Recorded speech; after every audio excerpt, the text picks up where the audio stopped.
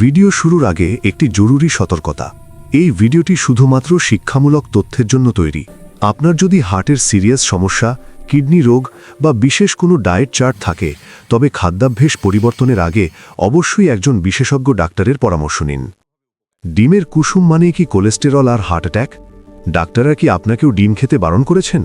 একটু দাঁড়ান, আপনি হয়তো অজান্তেই ডাস্টবিনে ফেলছেন পৃথিবীর সবচেয়ে সস্তা অথচ শক্তিশালী সুপারফুড বা মাল্টিভিটামিনকে। সায়েন্স কিন্তু এখন সম্পূর্ণ উল্টো কথা বলছে। আধুনিক গবেষণা বলছে রোজ ডিম খেলে হার্টের ক্ষতি তো হয়ই না, বরং স্ট্রোকের রিস্ক উল্টো কমে যায়। কনফিউজ লাগছে? আজকের ভিডিওতে 5টি সলিড সায়েন্টিফিক প্রমাণ দিয়ে আপনার সব ভুল ধারণা ভেঙে দেব, আর সাথে জানাবো ডিম রান্নার সেই গোপন নিয়ম যা না মানলে ডিম আসলেই বিষ হয়ে যেতে পারে। নাম্বার 1, হার্ট হেলথ বা হৃদরোগের ভয়। আমরা ছোটবেলা থেকে শুনে আসছি ডিমে কোলেস্টেরল আছে, তাই এটা হার্টের শত্রু। কিন্তু ফ্যাক্ট হলো ডিমে থাকে ডায়েটারি কোলেস্টেরল, যেটা আমাদের রক্তের খারাপ কোলেস্টেরল বা এলডিএলকে সেভাবে বাড়ায় না। আসলে জাপানে একটি বড় গবেষণায় দেখা গেছে যারা রোজ ডিম খায় আর যারা খায় না, তাদের হার্টের অবস্থার খুব একটা তফাৎ নেই। মূল সমস্যাটা ডিমে নয়, সমস্যা হলো ডিমের সাথে আমরা যে প্রচুর তেল বা মাখন দিয়ে ভাজি সেটাতে।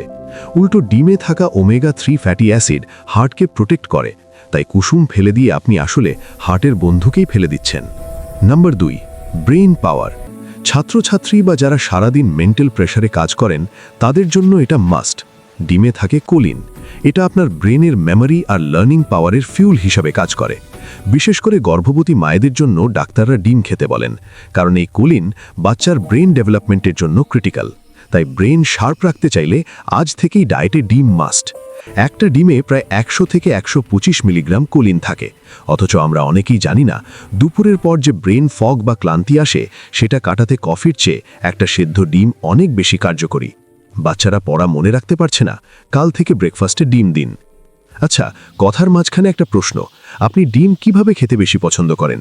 সেদ্ধ, পোচ, অমলেট নাকি ডিমের কারি? কমেন্টে জানান তো দেখি কার চয়েস কেমন। আর হ্যাঁ, এত গুরুত্বপূর্ণ তথ্যের জন্য ভিডিওতে একটা লাইক তো দেওয়াই যায়, তাই না? নাম্বার 3, চোখের জৌলুস বা আইসাইট। বয়স বাড়লে চোখের দৃষ্টি ঝাপসা হয়ে যাওয়া বা ছানি পড়া এখন খুব কমন ব্যাপার। কিন্তু ডিমে থাকে লুটিন আর জিয়াজ্যান্থিন।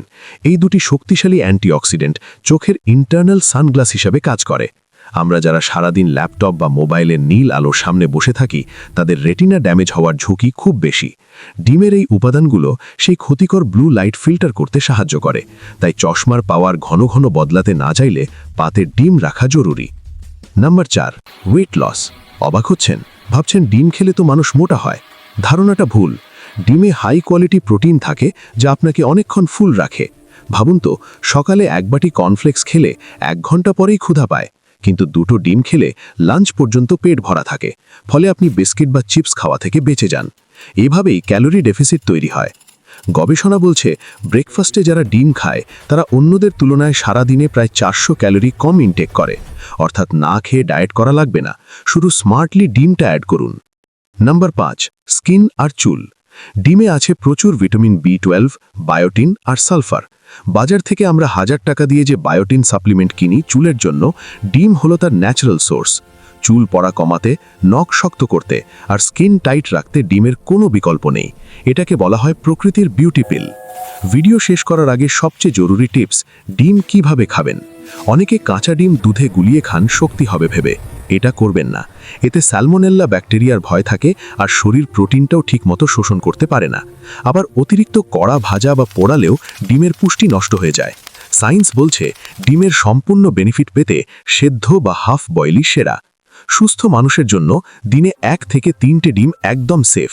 তবে মনে রাখবেন, সবার শরীর এক নয়।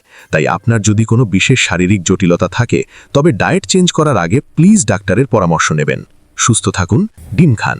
দেখা হচ্ছে পরের ভিডিওতে।